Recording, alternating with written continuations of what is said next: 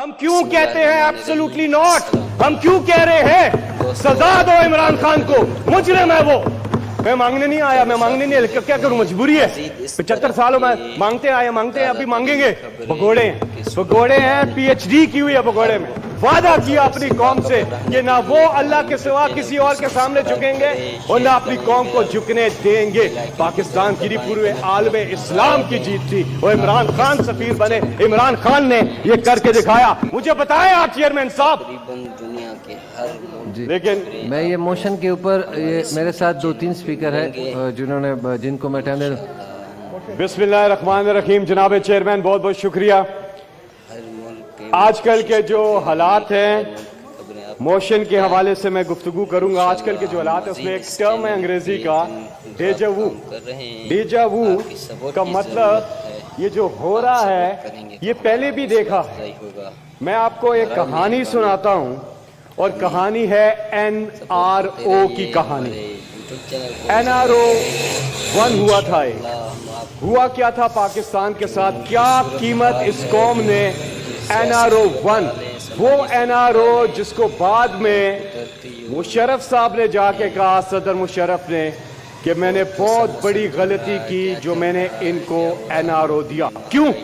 کیونکہ اس کا خمیازہ اس پاکستانی قوم کو بھگتنا پڑا، اور اس این آر او کے ذریعے سارے کرپٹ لوگوں کے کیسز کو معاف کر دیا گیا اور انہیں الیکشن لڑنے کی اجازت دے دی گئی۔ اور وہ 2008 میں چارٹر آف کرپشن سائن ہوتا ہے۔ 2008 سے لے کے 2010 کیا قیمت اس ڈیکیڈ آف ڈارکنس میں پاکستانی قوم نے ادا کی ہے، آپ ذرا ملاحظہ فرمائیں۔ 1947 میں پاکستان بنتا ہے، تب سے لے کے 2008 تک ملک کا قرضہ صرف 6000 ارب روپے، اور ان 10 سالوں میں یہ قرضہ 24,000 ارب سے بڑھ کے 30,000 ارب روپے پر چلا جاتا ہے۔ یہ قیمت اس قوم نے ادا کی، اور سارے کے سارے ادارے جو ہیں ان کو تباہ حال کر دیا گیا، سارے ادارے تباہ کر دیے گئے۔ پاکستان کی اکانومی جو ہے اس میں جو سب سے بڑا جو پاکستان کو نقصان ہوا اس این آر او کی قیمت کی وجہ سے۔ این آر او کورم انہیں یاد آگئے، یہ عجیب گورنمنٹ ہے، اپنا اجلاس بلایا ہوا اس پہ کورم پوائنٹ آؤٹ کرتے ہیں۔ اب سنیں نا بات، یہ بالکل جی فیصل جاوید صاحب ڈریم ہے، خواب ہے کہ شکریہ چیئرمین صاحب۔ سبسکرائبر میں جائے، ڈیجا وو کونے کونے یہ پہلے بھی ہو چکا ہے، پہنچے اب انشاءاللہ۔ یہ ان کا رویہ ہے، خود اجلاس بلایا ہوا اور خود ہی کورم پوائنٹ آؤٹ کرتے ہیں۔ کیوں؟ سچ سن نہیں سکتے، بگوڑے ہیں، پی ایچ ڈی کی ہوئی ہے بگوڑے میں۔ اب تو خیر اس حکومت کا اپنا کورم پوائنٹ آؤٹ ہوا ہے، کسی بھی دن یہ حکومت جو ہے چلی جائے گی، کیونکہ کال کا وقت ہوا چاہتا ہے۔ عمران خان صاحب عنقریب اس قوم کو کال دینے والے ہوں، پوری قوم تیار ہے۔ جو بہترین کام کیا وہ کیا کہ اس قوم کی خودداری کو بحال کیا، سیلف اسٹیم کو بحال کیا، وعدہ کیا اپنی قوم سے کہ نہ وہ اللہ کے سوا کسی اور کے سامنے جھکیں گے اور نہ اپنی قوم کو جھکنے دیں گے۔ آزاد خارجہ پالیسی وہ پاکستان میں لے کے آئے، غیرت کی بات کی انہوں نے کہا کہ میں اس ملک کو اپنے پاؤں پہ کھڑا کروں گا۔ اور عالم اسلام میں عمران خان صاحب نے جو آواز اٹھائی کشمیر کے لیے، پوری دنیا میں یونائٹڈ نیشن کے فورم پر، مقبوضہ کشمیر جس کی یہ لوگ بات بھی نہیں کرتے، آج یہ تجارت کرتے ہیں ہندوستان کے ساتھ، وہ عمران خان تھے جنہوں نے کشمیریوں کے حقوق کی آواز اٹھائی تھی کہ پہلی دفعہ تاریخ میں، پہلی دفعہ international press, Washington post, new York Times نے اس پہ لکھنا شروع کیا، اور جو مودی کی آر ایس ایس فاشسٹ جو آئیڈیالوجی ہے اس کو بے نقاب کیا پوری دنیا کے سامنے۔ کشمیریوں کی فائٹ کی عمران خان صاحب نے، اور کشمیر کا سفیر بن کر دکھایا عمران خان صاحب نے۔ اور پھر رسالت مآب خاتم النبیین حضرت محمد مصطفیٰ صلی اللہ علیہ وسلم کے حوالے سے، ناموس کے حوالے سے عمران خان صاحب نے आलमी फोरम्स पे आवाज उठाई, इंटरनेशनल फोरम्स पर यूनाइटेड नेशन को मजबूर किया कि वो इस्लामोफोबिया के खिलाफ एक दिन रखें, और 15 मार्च इस्लामोफोबिया ने दिन डिक्लेयर किया इस्लामोफोबिया के खिलाफ। ये सिर्फ पाकिस्तान की नहीं, पूरे आलम इस्लाम की जीत थी। और इमरान खान सफीर बने, इमरान खान ने ये करके दिखाया। दयारे इश्क में अपना मकाम पैदा कर, नया जमाना ने सुबह शाम पैदा कर, मेरा तरीक अमीरी नहीं फकीरी है, खुद ही ना बेच गरीबी में नाम पैदा कर, खुद ही ना बेच। मैं मांगने नहीं आया, मैं मांगने नहीं आया, क्या करूं, मजबूरी है। 75 सालों में मांगते आए, मांगते हैं, अभी मांगेंगे।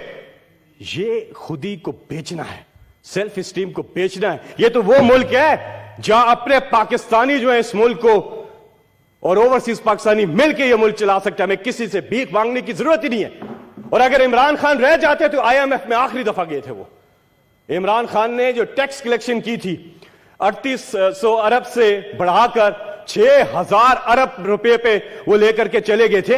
इस मुल्क ने आगे ही जाना था, अपने पांवों पे खड़ा होना था, तो बीच में ये सब कुछ हुआ। और फिर इसी की सजा कि क्यों खुददार कौम बन रहे हैं हम, क्यों हम गुलामी से निकल रहे हैं, क्यों हमारी आजाद खारजा पॉलिसी है, हम क्यों कहते हैं एब्सोल्युटली नॉट, हम क्यों कह रहे हैं सजा दो इमरान खान को, मुजरिम है वो, इमरान खान मुजरिम है।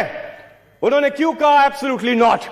क्योंकि इमरान खान के बाहर कोई बैरून मुल्क जदादे नहीं है, उनके कोई खुफिया अकाउंट्स नहीं है, उनका जीना मरना पाकिस्तान में है। और ऐसा ही लीडर पाकिस्तान को आगे लेकर जा सकता है, पाकिस्तान के गरीब के हालात बेहतर कर सकता है। इसकी सजा मिली।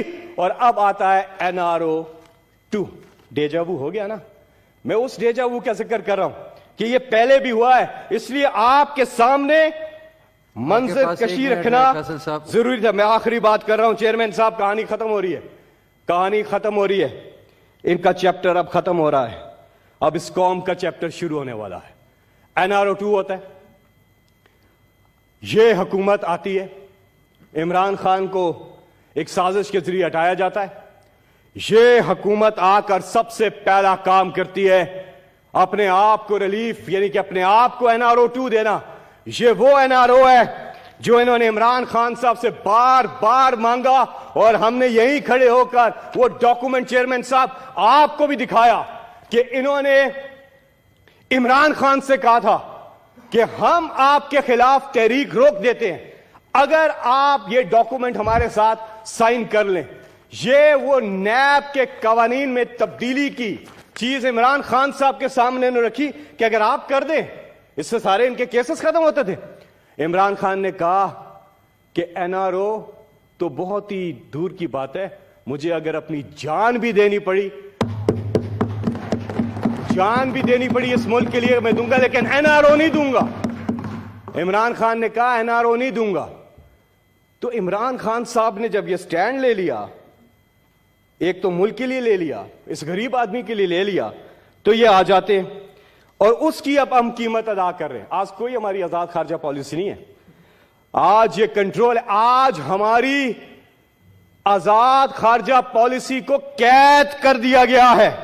अपने आप को रिलीफ और आवाम को जो तकलीफ दी है उसका खाका आपके सामने रखता हूं। मुझे बताएं आप चेयरमैन साहब, महंगाई पाकिस्तान में आज तारीख में इतनी महंगाई नहीं थी जितनी आज चली गई है।